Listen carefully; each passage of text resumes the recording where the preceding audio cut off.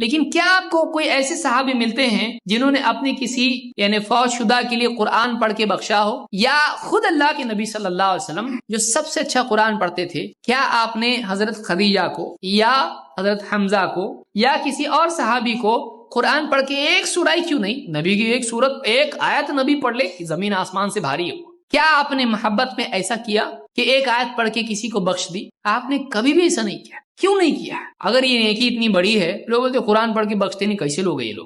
اگر یہ واقعی اسی نیکی ہے تو اللہ کے نبی صلی اللہ علیہ وسلم اور صحابہ نے ایسا کیوں نہیں کیا؟ جب انہوں نے نہیں کیا تو معلوم ہوا یہ کرنے کا کام نہیں ہے۔ اسی لیے ہم کہتے ہیں کہ اللہ کے رسول صلی اللہ علیہ وسلم اور صحابہ نے داعیہ اور موقع ہونے کے باوجود جو کام نہیں کیا اس سے بچنا چاہیے، کیونکہ اگر واقعی کرنے کی چیز ہوتی، نیکی ہوتی، تو ان سے نہیں چھوٹتی۔ یعنی آپ یہ کہنا چاہتے ہیں یہ بہت بڑی نیکی ہے، لیکن اللہ کے رسول نے بھی یہ نیکی نہیں کیے اور صحابہ نے بھی نہیں کیا، حالانکہ ان کو قرآن یاد تھا۔